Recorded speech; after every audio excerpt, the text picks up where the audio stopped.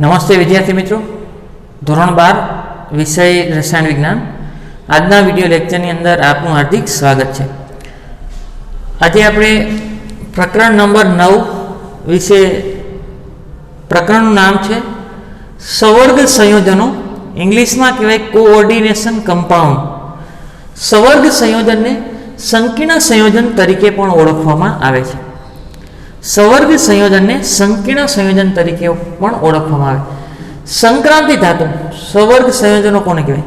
સંક્રાંતિ ધાતુ કે તેના આયન સાથે, ધારો કે આ એમ છે એ સંક્રાંતિ ધાતુ આયન, એમ છે એ ધાતુ આયન અથવા તો ધાતુ પરમાણુ છે, એને કહેવાય મધ્યસ્થ ધાતુ પરમાણુ।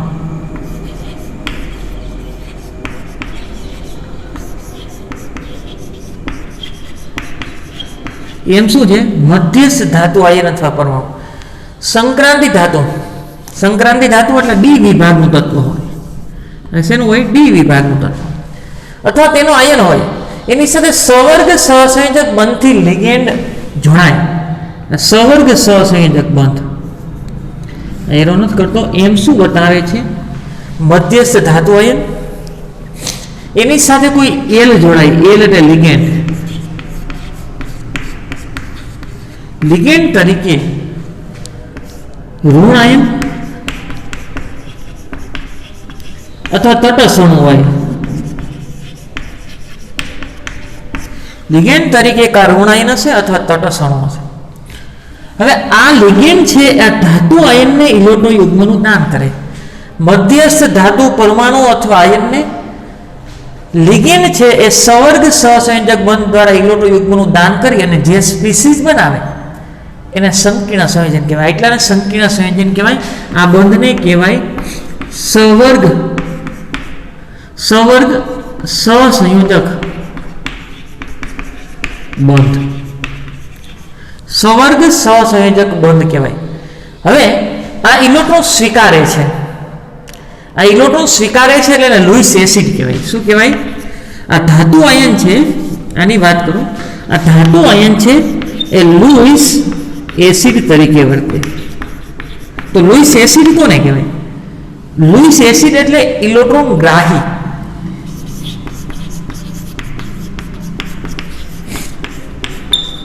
જે ઇલેક્ટ્રોનનો સ્વીકાર કરે, જે ઇલેક્ટ્રોનનો સ્વીકાર કરે, ઇલેક્ટ્રોન મેળવે એને લૂઇસ એસિડ કહેવાય। તો ધાતુ આયન છે એ લૂઇસ એસિડ ઇલેક્ટ્રોનનો સ્વીકાર કરે। દાખલા તરીકે CO3+, Fe2+, Cu2+, Fe3+ વગેરે આ બધાને ડી કક્ષક ઇલેક્ટ્રોનથી અપૂર્ણ ભરાયેલી છે, એટલે ઇલેક્ટ્રોન સ્વીકારશે અને ઇલેક્ટ્રોન સ્વીકારે તેને લૂઇસ એસિડ કહેવાય અથવા ધાતુ આયન તરીકે વર્તે। આગળ આ લિગેન્ડ છે, લિગેન્ડ એ લૂઇસ બેઝ તરીકે વર્તે। તો લૂઇસ બેઝ કોને કહેવાય? આ ઇલેક્ટ્રોન ગ્રાહી છે, આ શું હોય? ઇલેક્ટ્રોન દાતા। આ ઇલેક્ટ્રોન યુગ્મનું દાન કરે છે, અને આ ઇલેક્ટ્રોન યુગ્મનું દાન કરે છે અને સવર્ગ સહસંયોજક બંધ બનાવે છે। આ આખી સ્પીસીઝને, આ કોણ છે? મધ્યસ્થ ધાતુ આયન અથવા પરમાણુ, એને સવર્ગ સહસંયોજક બંધથી લિગેન્ડ ઇલેક્ટ્રોન યુગ્મનું દાન કરી અને જે સ્પીસીઝ બનાવે એને સંકીર્ણ સંયોજન કહેવાય। તો લિગેન્ડ છે એ લૂઇસ બેઝ તરીકે વર્તે। લૂઇસ બેઝ કોને કહેવાય? ઇલેક્ટ્રોન દાન કરે અને લિગેન્ડ તરીકે ઋણ આયન હોઈ શકે। દાખલા તરીકે લિગેન્ડ તરીકે ઋણ આયન હોઈ શકે, ધારો કે Cn- હોઈ શકે, Cl- હોઈ શકે અને તટસ્થ અણુ હોઈ શકે, H2O હોઈ શકે, Na3 હોઈ શકે। આમાં કોણ દાન કરશે? આની પાસે અબંધકારક હોય, તે તટસ્થ હોય તો એની પાસે અબંધકારક હોય તો ઇલેક્ટ્રોન યુગ્મનું દાન કરે, અને આની પાસે વધારાના છે તો એને ઇલેક્ટ્રોન યુગ્મનું દાન કરે। ઇલેક્ટ્રોન યુગ્મનું દાન કરીને સવર્ગ સહસંયોજક બંધ બનાવે અને આ સ્પીસીઝ બને એને સંકીર્ણ સંયોજન તરીકે ઓળખવામાં આવે। આગળ જૈવિક પ્રણાલીઓમાં પણ આવા સંકીર્ણ સંયોજનો સંકળાયેલા હોય, જૈવિક પ્રણાલીની અંદર પણ આવા સંકીર્ણ સંયોજનો સંકળાય।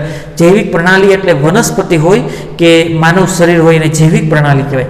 એમાં ક્લોરોફિલ છે, ક્લોરોફિલ છે એ મેગ્નેશિયમ ધાતુ આયનનું સંકીર્ણ સંયોજન છે। ક્લોરોફિલ એ રંજક દ્રવ્ય છે. વનસ્પતિનો લીલો રંગ ક્લોરોફિલ રંજક દ્રવ્યને આભારી છે. એ સંકીર્ણ સંયોજનને આભારી છે. એ મેગ્નેશિયમ ધાતુનું સંકીર્ણ સંયોજન છે. હિમોગ્લોબિન રુધિરનો લાલ રંગ હિમોગ્લોબિન પ્રોટીનને કારણે. તો હિમોગ્લોબિન છે સંકીર્ણ સંયોજન છે. કોનું સંકીર્ણ સંયોજન છે? Fe ધાતુ આયનનું સંકીર્ણ સંયોજન છે. Vitamin B12 સાયનો amine. Vitamin B12 એનું રાસાયણિક નામ થાય સાયનો એમાઇન. એ પણ કોબાલ્ટ ધાતુનું સંકીર્ણ સંયોજન છે. કોબાલ્ટ ધાતુનું શું છે? સંકીર્ણ સંયોજન.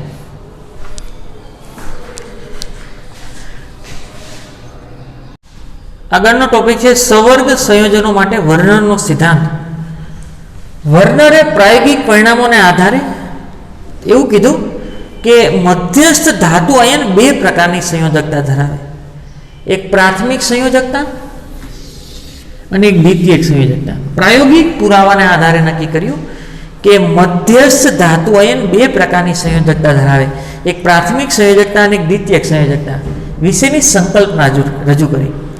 એમાં કોઈ દ્વિઅંગી સંયોજન, દ્વિઅંગી એટલે બે પ્રકારના જ પરમાણુ હોય. CrCl3 COCl2 અથવા PdCl2 ની પ્રાથમિક સંયોજકતા કેટલી છે? એટલે કે ડાયરેક્ટ જોડાયેલા છે. અહીં કેટલાક ક્રોમિયમ સાથે 3 ક્લોરીન જોડાયેલા છે, તો એની પ્રાથમિક સંયોજકતા 3 થાય.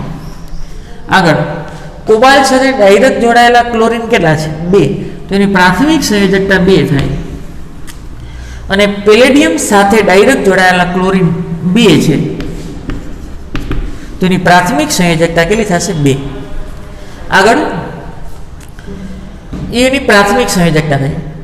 હવે આ વર્નરે કોબાલ્ટ ક્લોરાઇડ COCl3 અને એમોનિયા સાથે ક્રમબદ્ધ સંયોજનોમાં એવું દર્શાવ્યું, એને કોબાલ્ટ ક્લોરાઇડ અને જુદા જુદા એમોનિયાના મોલ લીધા.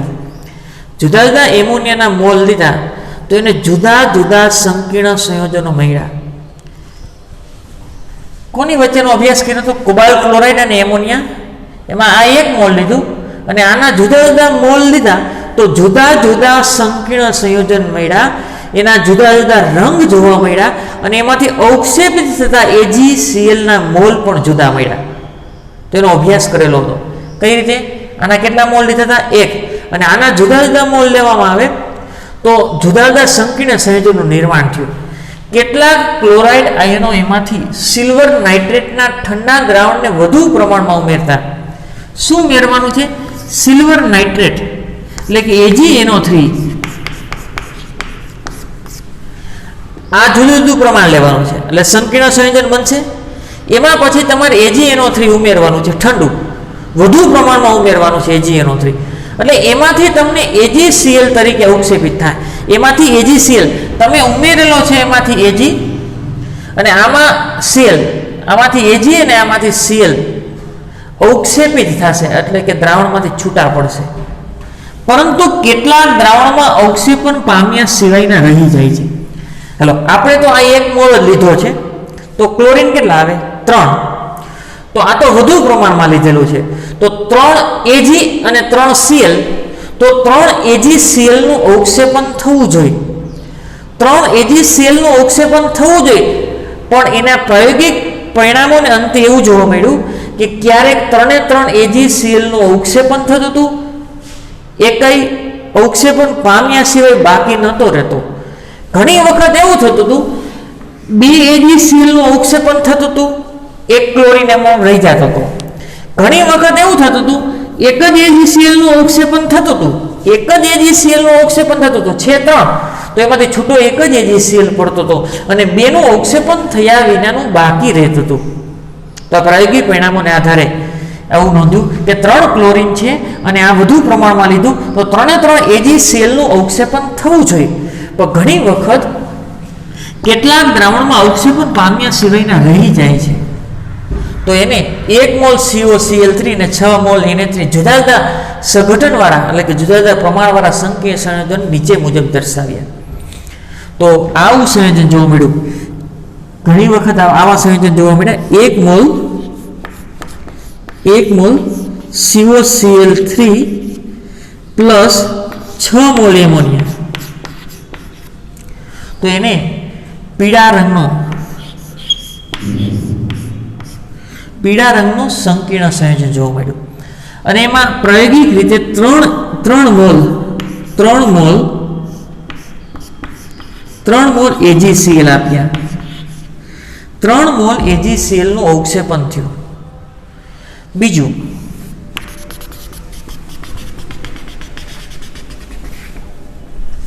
પછી આવું લીધું 1 મોલ COCl3 અને 5 મોલ Na3 લીધું. તો એને સંકીર્ણ સંયોજનનો રંગ જાંબુડિયો મળ્યો. સંકીર્ણ સંયોજનનો રંગ જાંબુડિયો મળ્યો અને અવક્ષેપિત AgCl ને 2 મોલ મળ્યા. 2 મોલ AgCl, 2 મોલ શું મળ્યા? AgCl. આગળ ત્રીજો પ્રયોગ કર્યો, એની અંદર 1 મોલ COCl3, 1 મોલ COCl3 અને 4 મોલ Na3 લીધું ને, તો એને 2 સંકીર્ણ સંયોજન મળ્યા. 2 જુદા જુદા રંગનું સંકીર્ણ સંયોજન જોવા મળ્યું. 4 મોલ એમોનિયા લીધા તો 2 જુદા જુદા રંગનું સંકીર્ણ સંયોજન જોવા મળ્યું. એક લીલો રંગ અને એક જાંબલી રંગ, અને એક જાંબલી. બેના સૂત્ર સરખા હતા. 1 mall COCl3 plus 4 mall ammonia લીધું અને એને પ્રાયોગિક રીતે નોંધ્યું. એમાં ક્લોરીન તો કેટલા છે? 3. ક્લોરીન કેટલા છે? 3. બધાની અંદર 3 ક્લોરીન છે. આ વધુ પ્રમાણમાં લીધું છે. તો અહીંથી Cl અને અહીંથી Ag, તો 3 Cl ને 3 Ag, તો 3 મોલ AgCl મળવા જોઈએ. પણ પ્રાયોગિક રીતે આમાં 2 જ AgCl મળ્યા. પ્રાયોગિક રીતે આમાં 1 જ મોલ AgCl નું અવક્ષેપન થયું અને આમાં પણ પ્રાયોગિક રીતે 1 જ મોલ AgCl આપ્યા. તો એના ઉપરથી એને અનુમાન લગાવ્યું કે અહીંયા Cl 3 છે, તો 3 Cl નું અવક્ષેપન થવું જોઈએ. તો એના ઉપરથી એને સૂત્ર અનુમાન લગાવ્યું કે આવું સૂત્ર હોવું જોઈએ. CO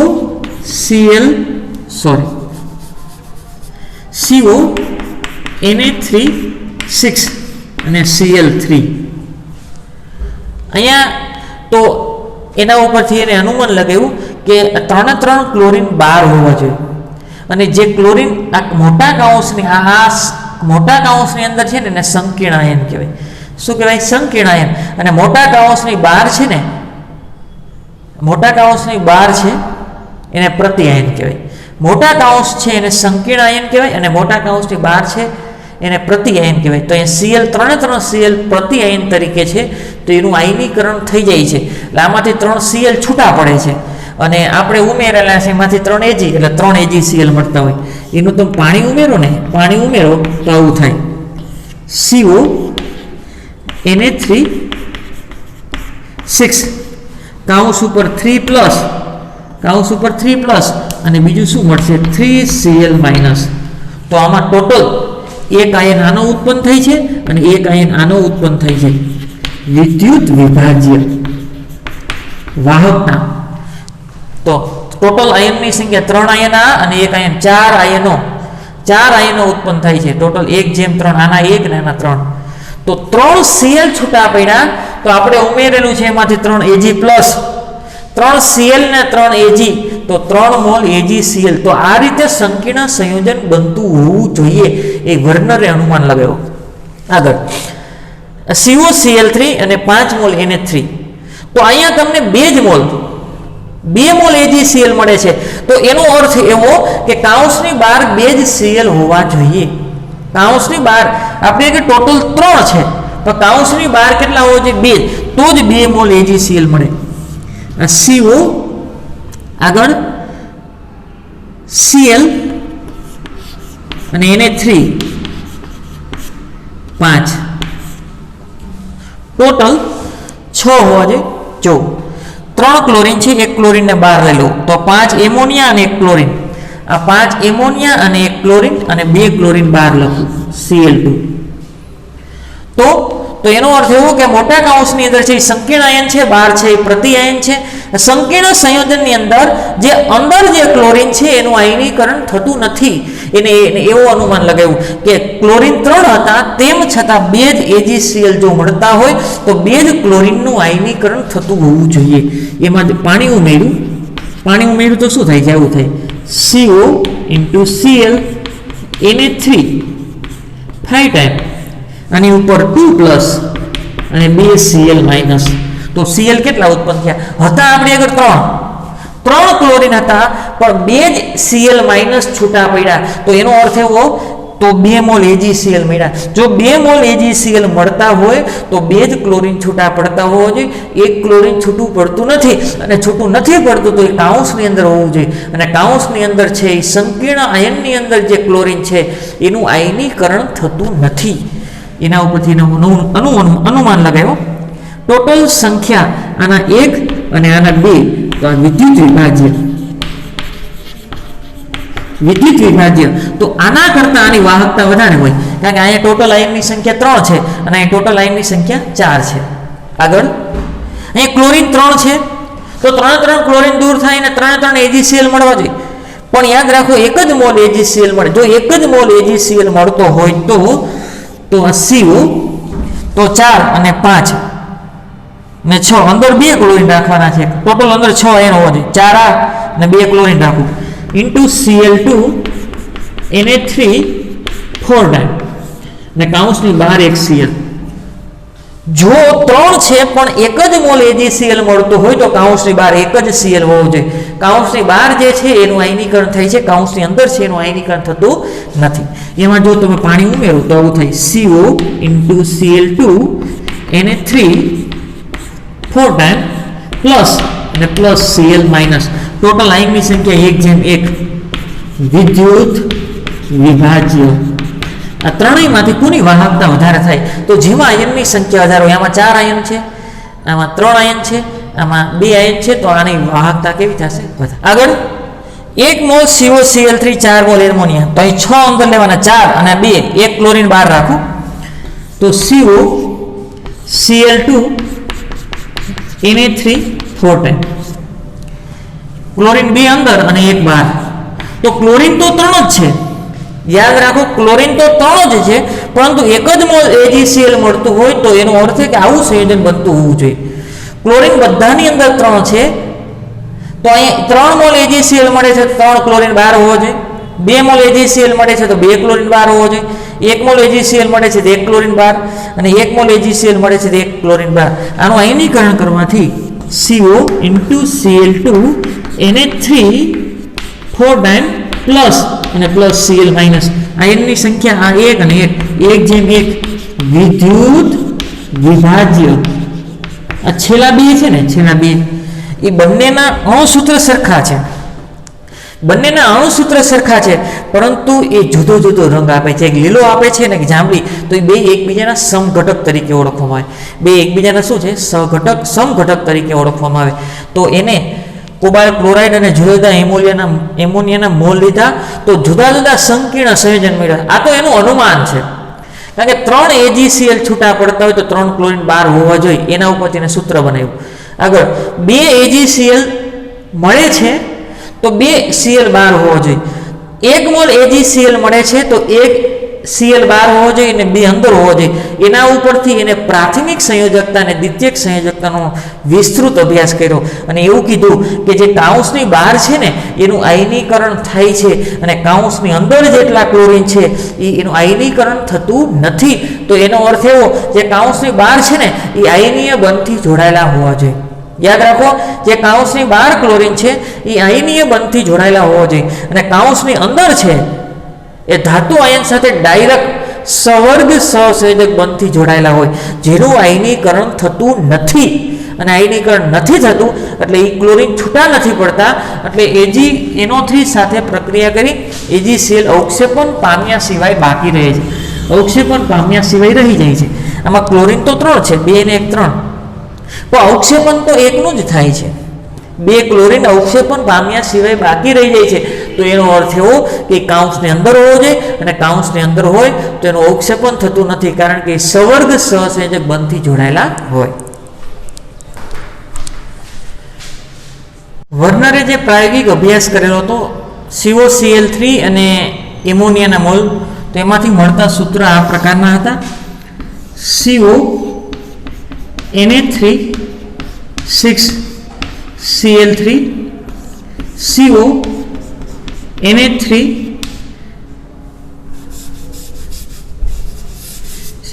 Cl Na3 5Cl2 CO Cl2 Na3 4Cl2 આ પ્રકારના સૂત્ર મળતા હતા. સોરી, એક ક્લોરીન આવશે. તો આવા સૂત્રો મળતા હતા, એના ઉપરથી એને અનુમાન લગાવ્યું અને સંકીર્ણ સંયોજનનું સૂત્ર આપ્યું. એને એવું કીધું કે આ અવલોકનો પરથી નીચેના અનુમાન તારવી શકાય. તો આ પ્રક્રિયા દરમિયાન Cl માઇનસ અથવા Na3 અણુ અથવા બંને CO3 પ્લસ આયન્સની સાથે 6 ની સંખ્યામાં જોડાય છે. એવું કહે છે ખાલી એમોનિયા આની સાથે 6 ની સંખ્યામાં જોડાઈ શકે. ખાલી એમોનિયા આની સાથે 6 ની સંખ્યામાં જોડાઈ જો 6 એમોનિયા જોડાય, અથવા તો બંને અહીંયા 5 એમોનિયા અને ક્લોરીન 6 ની સંખ્યામાં જોડાણા.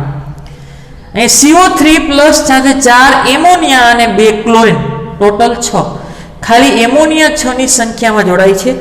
અહીં 5 એમોનિયા અને ક્લોરીન એટલે 6 ટોટલ આયન CO3 પ્લસ સાથે જોડાય છે. અહીંયા 4 એમોનિયા અને 2 ક્લોરીન એટલે કે બંને પ્રકારના આની સાથે 6 એવું અનુમાન લગાવ્યું કે આવા સૂત્રો મળતા હતા. તો એવું કીધું Cl માઇનસ અથવા Na3 અથવા બંને CO3 પ્લસ આયન સાથે 6 ની સંખ્યા, એટલે કાઉન્સની અંદર 6 ની સંખ્યા છે. જો કોબાલ્ટ સાથે 6 એમોનિયા, કોબાલ્ટ સાથે 5 એમોનિયા 1 ક્લોરીન અને કોબાલ્ટ સાથે 4 એમોનિયા અને 2 ક્લોરીન. હવે આગળ આ સંયોજનને નીચેના કોષ્ટકમાં દર્શાવ્યા. એને જે કાઉન્સની અંદર જે 6 મળતા હતા એને બધાને ક્યાં દર્શાવ્યા? કાઉન્સની અંદર દર્શાવ્યા. અને એને એવું અનુમાન લાગ્યું આ સૂત્રમાં ચોરસ કાઉન્સમાં દર્શાવેલા ઘટકોનું જૂથ તે એક જ સ્પીસીઝ રચે છે, જે પ્રક્રિયા દરમિયાન વિયોજિત થતા નથી. એને એવું કીધું તમે મોટા કાઉન્સમાં જેને દર્શાવો છો એ આખી સ્પીસીઝ છે, અને એને તમે જ્યારે પાણીમાં નાખો ત્યારે એનું વિયોજન થતું નથી. એને એવું અનુમાન લગાવ્યું. કારણ કે શું કામ એવું અનુમાન લગાવ્યું? આપણી પાસે 3 ક્લોરીન હતા, પરંતુ જો એક જ ક્લોરીન દૂર થતું હોય તો 2 ક્લોરીન અંદર હોવા જોઈએ. એને સ્પીસીઝ પાણીમાં ઉમેરવા છતાં જો 2 જ ક્લોરીન દૂર થતા હોય તો 1 ક્લોરીન અંદર હોવું જોઈએ. એને સ્પીસીઝને પાણીમાં ઉમેરવા છતાં 3 ક્લોરીન જો દૂર થતા હોય તો અંદર 1 પણ ક્લોરીન હોવું જોઈએ નહીં. એને એક મોટા કાઉન્સમાં સ્પીસીઝ દર્શાવી, એની આખી સ્પીસીઝ છે અને એ ભાગ છે એ વિયોજન થતું નથી. અહીં ક્લોરીન છે પણ દૂર નથી થતો, અહીં 2 ક્લોરીન છે પણ દૂર થતો નથી, એવું અનુમાન લગાવ્યું. વર્નરે ધાતુ અયન સાથે સીધા જ જોડાયેલા સમૂહની સંખ્યા માટે દ્વિતીયક સંયોજકતા પર્યાય લગાવ્યો.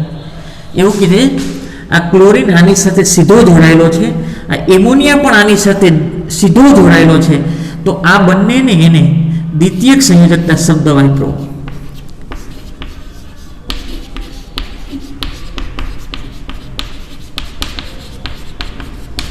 દ્વિતીયક સંયોજકતા વાપરો. ધાતુ સાથે જોડાયેલા સીધા જ જોડાયેલા સમૂહની સંખ્યાને દ્વિતીયક સંયોજકતા શબ્દ વાપરો, જેનું વિયોજન થતું નથી. આ અનુમાન લગાવ્યું. કાઉન્સની અંદર ડાયરેક્ટ જે જોડાયેલા છે એનું વિયોજન થતું નથી, એને વર્નરે શું નામ આપ્યું? દ્વિતીયક સંયોજકતા. આગળ ઉપરોક્ત ઉદાહરણની અંદર બધા જ સંયોજનમાં ધાતુ આયનની દ્વિતીયક સંયોજકતા 6 છે. દ્વિતીયક સંયોજકતા કોને કીધું? ધાતુ આયન સાથે જે ડાયરેક્ટ જોડાયેલું હોય. તો આ બધાની અંદર દ્વિતીયક સંયોજકતા 6 છે. શું કામ? 4 ને 2 6, 5 ને 1 6 અને 6. આની બધાની દ્વિતીયક સંયોજકતા કેટલી છે? 6. એટલે ધાતુ સાથે ડાયરેક્ટ જોડાયેલા હોય. છેલ્લા 2 સૂત્રોમાં અગાઉ જોયું હતું તે પ્રમાણે બંનેના પ્રમાણ સૂચક સૂત્ર સરખા હતા, પણ તેમ છતાં એકનો લીલો રંગ જોવા મળતો હતો અને એકનો જાંબલી રંગ જોવા મળતો હતો. આમાં એક લીલો રંગ જોવા મળે અને એક જાંબલી રંગ જોવા મળે, તો એના માટે એને સમઘટકો શબ્દ વાપરો. સરખા છે COCl3 ને ફોર્મલ H2O, આવું અણુસૂત્ર લઉં તો આવું બનતું હોય. ઓકે, પરંતુ તેમના ગુણધર્મમાં ભેદ તફાવત છે. જો આવું પ્રમાણસૂચક સૂત્ર લઉં તો આવું સંકીર્ણ સંયોજન મળે છે, પણ એના ગુણધર્મોમાં જુદા છે. એકનો ગુણધર્મ લીલો રંગ છે અને એકનો ગુણધર્મ જાંબલી રંગ છે. તો ગુણધર્મ જુદા છે, સૂત્ર સરખા છે, તો એને વર્નરે શું નામ આપ્યું? સમઘટકો. એ એકબીજાના સમઘટકો તરીકે ઓળખાય છે. આગળનો ટોપિક છે વર્ણનના સિદ્ધાંતની અભિધારણા. ખૂબ જ IMP પ્રશ્ન છે. અગાઉ પ્રાયોગિક અભ્યાસને આધારે અભિધારણા રજૂ કરી. એવું કીધું, પહેલી અભિધારણા સવર્ગ સંયોજન એટલે કે સંકીર્ણ સંયોજનમાં એવું કીધું કે મધ્યસ્થ ધાતુ બે પ્રકારના બંધન એટલે કે સંયોજકતા ધરાવે.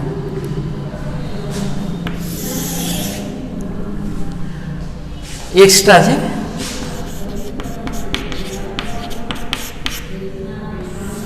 આ M અને આ એક L છે લિગેન્ડ. આખાને સંકીર્ણ સંયોજન કહેવાય. આ મધ્યસ્થ ધાતુ આયન.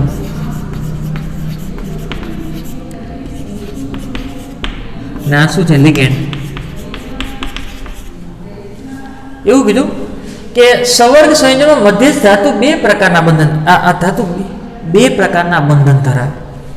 એમાં એક છે પ્રાથમિક સંયોજકતા અને એક દ્વિતીયક સંયોજકતા. એક પ્રાથમિક સંયોજકતા છે અને એક દ્વિતીયક સંયોજકતા છે. પ્રાથમિક સંયોજકતા એ આયનીય પ્રકારની હોય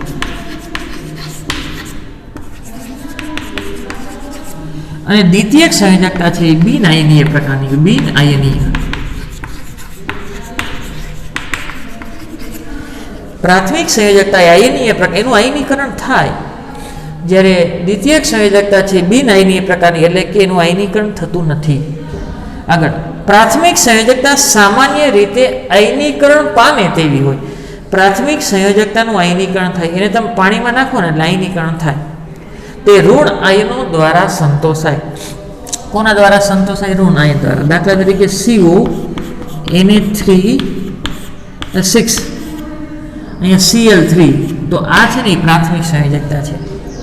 પણ યાદ રાખો, જ્યારે તમને પ્રાથમિક સંયોજકતા ગણવાનું કહે, પ્રાથમિક સંયોજકતાની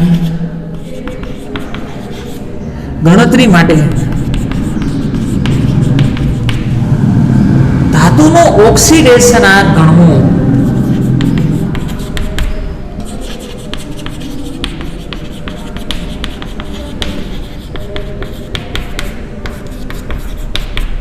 ધ્યાન રાખજો, નોંધ છે ખાસ. જ્યારે તમને કઈ પ્રાથમિક સંયોજકતાની ગણતરી કહે ત્યારે ધાતુનો ઓક્સિડેશનાંક ગણવો. કારણ કે આ તટસ્થ સંયોજન છે ને, તો આ 3 ક્લોરીન છે ને, ધ્યાન રાખો, આ 3 ક્લોરીન છે તો આની પ્રાથમિક સંયોજકતા 3 છે. પણ અહીંયા વચ્ચે કોઈ લિગેન્ડ નથી ને, એટલે ઋણ લિગેન્ડ નથી, એટલે દરેકમાં આવું નહીં થાય. દરેકમાં આવું નહીં થાય, ધ્યાન રાખજો. ઘણી વખતે અંદર ક્લોરીન હશે, અહીં ક્લોરીન 2 જ હશે, તો પ્રાથમિક સંયોજકતા 2 છે એવું નથી. તમારે પ્રાથમિક સંયોજકતા કઈ રીતે ગણવાની છે? ઓક્સિડેશન આંક આધારિત ગણવાની છે. ધ્યાન રાખજો. પ્રાથમિક સંયોજકતા પૂછે તો એનું આયનીકરણ થતું નથી, તો આનું આયનીકરણ થાય. હાલો 3 ક્લોરીન છૂટા પડ્યા, સોરી, પ્રાથમિક સંયોજકતાનું આયનીકરણ થાય અને તે ઋણ આયન દ્વારા સંતોષાય. આ આખો ધન છે તો આ કેવો થયો? ઋણ દ્વારા સંતોષાય. ધ્યાન રાખજો. આ કોબાલ્ટ ધાતુ આયન છે, ધ્યાન રાખજો. આ ધાતુ આયન છે, હંમેશા પ્લસ હોય, તો પ્લસ કોના દ્વારા સંતોષાય? ઋણ આયન દ્વારા. પ્લસ હંમેશા કોના દ્વારા સંતોષાય? ઋણ આયન દ્વારા સંતોષાય અને એનું આયનીકરણ થાય. તો એટલું યાદ રાખો, આ 3નું આયનીકરણ થાય તો આના માટે પ્રાથમિક સંયોજકતા 3 છે. પણ ઘણી વખત 2 ક્લોરીન હોય તો આયનીકરણ તો 2 નું જ થશે, તો એની પ્રાથમિક સંયોજકતા 2 નથી. તમારે શું ગણતરી કરવાની? ઓક્સિડેશન આ ગણતરી કરવાની છે. ધ્યાન રાખજો. પ્રાથમિક સંયોજકતા પૂછે એટલે આખું વિશે કોની ગણતરી કરી નાખી? ધાતુના ઓક્સિડેશન આંક. આગળ, દ્વિતીયક સંયોજકતા બિન આયનીય પ્રકારની હોય. દ્વિતીયક સંયોજકતા, આ દ્વિતીયક સંયોજકતા છે. અને સવર્ગ સહસંયોજક બંધ બન્યો ને, સવર્ગ સહસંયોજક બંધની સંખ્યા, સવર્ગ સહસંયોજક બંધની સંખ્યા જે મળે ને એને દ્વિતીયક સંયોજકતા કહેવાય. દ્વિતીયક સંયોજકતા, અથવા એને ધાતુનો સવર્ગાંક કહેવાય. ધાતુનો સવર્ગાંક, અને એ બિનઆયનીય હોય. બિનઆયનીય. તો તમને દ્વિતીયક સંયોજકતા પૂછે તો અહીં કેટલા સવર્ગ સહસંયોજક બંધ, કેટલા સવર્ગ સહસંયોજક બંધ બન્યા છે ને એ જોવાનું છે. તમારે ધાતુનો સવર્ગાંક પૂછે તો પણ એ થાય કેટલા સવર્ગ સહસંયોજક બંધ બન્યા છે એની સંખ્યાને ધાતુનો સવર્ગાંક કહેવાય. એનું આયનીકરણ થતું નથી. દ્વિતીયક સંયોજકતા બિન આયનીય પ્રકારની હોય, આયનીકરણ નથી થતું. શું કામ નથી થતું? એ સવર્ગ સહસંયોજક બંધથી જોડાયેલા હોય, એનું આયનીકરણ થતું નથી. તે કોના દ્વારા સંતોષાય? તો એટલું યાદ રાખો, આ ધાતુ આયન છે ને એ ઉદાહરણ આપું. દાખલા તરીકે CO, અહીંયા Cl2 અને આ Na3. ઓકે, Na3 છે ને એ 4 અને Cl. તો આ કેવો થયો? આ ઋણ, અને આ કેવો થયો? તટસ્થ. આ બે છે ને, આ બે આની સાથે દ્વિતીયક સંયોજકતાથી જોડાયેલા છે. દ્વિતીયક સંયોજકતા, ધ્યાન રાખજો, આ દ્વિતીયક સંયોજકતાથી જોડાયેલા છે. આ આખું સંકીર્ણ સંયોજન છે. આ સંકીર્ણ આયન થયો. એમાં આ ક્લોરીન આની સાથે જોડાયેલો છે, એ ઋણ છે. એમોનિયા આની સાથે જોડાયેલો છે, એ તટસ્થ છે. અને આ બંને આની સાથે સવર્ગ સહસંયોજક બંધ બનાવે છે, તો એને દ્વિતીયક સંયોજકતા કહેવાય. એટલે કે એવું કહે છે દ્વિતીયક સંયોજકતા બિન આયનીય પ્રકારની હોય. બિન આયનીય એટલે કે એનું આયનીકરણ થતું નથી. શું કામ આયનીકરણ નથી થતું? એ સવર્ગ સહસંયોજક બંધથી જોડાયેલા હોય. પણ કોના દ્વારા સંતોષાય? આની સાથે કાઉન્સની અંદર છે એ કોણ છે? તો ઋણ આયન હોય અથવા તટસણુ હોય. તટસણુ કોણ હોય? એમોનિયા હોય, પાણીના અણુ હોય. ઋણાયન તરીકે કોણ હોય? Cl- હોય, NO2- વગેરે દ્વારા સંતોષાય. ધ્યાન રાખો ખાસ, કાઉન્સની અંદર છે કયો બંધ બનાવ્યો છે? સવર્ગ સહસંયોજક બંધ. એ સવર્ગ સહસંયોજક બંધ બનાવ્યો છે ને એને દ્વિતીયક સંયોજકતા કહેવાય. કોના દ્વારા સંતોષાય? ઋણાયન અથવા તટસણુ દ્વારા સંતોષાય. વધુમાં દ્વિતીયક સંયોજકતા જે તે ધાતુના સવર્ગાંક જેટલી જ હોય છે. તે દરેક ધાતુઓ માટે મોટા ભાગે ચોક્કસ જ હોય. એવું કે દ્વિતીયક સંયોજકતા સવર્ગાંક જેટલી હોય.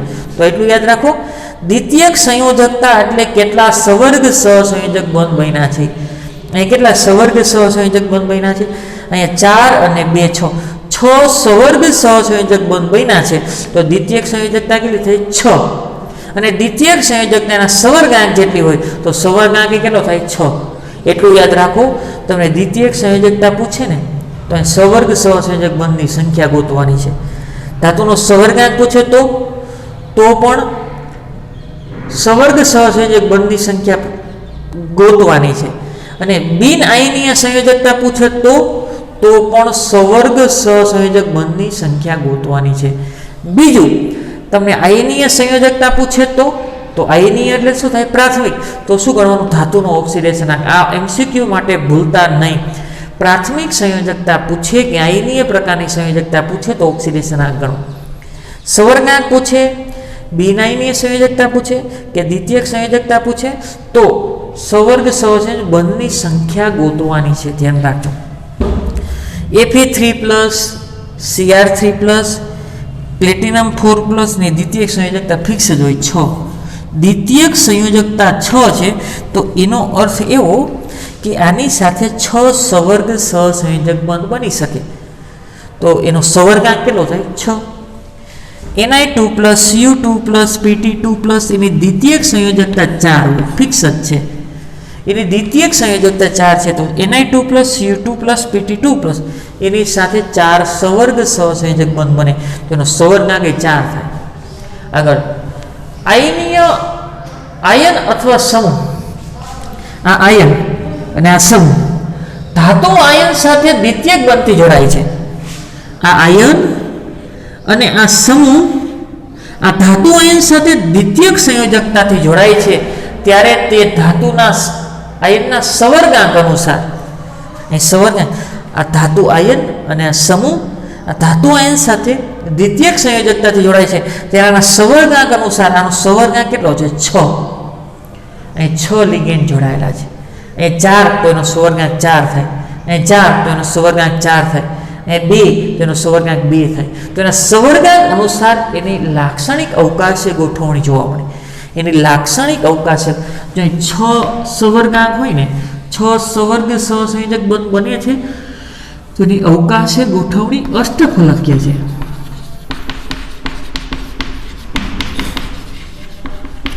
હવે અહીંયા 4 છે અને અહીંયા 4 તો બંનેની જુદી જુદી હોઈ શકે.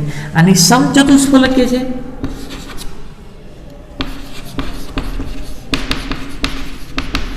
આની ગોઠવણ સમચતુષ્ફલકીય છે અને આની છે સમતલીય સમચોરસ. એ શું કામ આની સમચતુષ્ફલકીય છે, આની શું કામ સમતલીય સમચોરસ છે એ આપણે આગળ અભ્યાસ કરીશું. અને આનું 2 જ લિગેન્ડ છે તો 2 જ સવર્ગ સહસંયોજક બને તો રેખીય ગોઠવણ. હવે આ છે ને એ એમસીક્યુ માટે છે, એ આમાં લખવાનું થતું નથી, પણ આટલું યાદ રાખજો. તમને પ્રાથમિક સંયોજકતા કે તો ઓક્સિડેશનના કણો, ઓકે, અથવા દ્વિતીયક સંયોજકતા કહીએ તો કાઉન્સની અંદર કેટલા સવર્ગ સહસંયોજક બંધની સંખ્યા બને છે તે, અથવા B9 પૂછે તો એ જ, અને ધાતુનો સવર્ગાંક પૂછે તો પણ એ જ લખવું.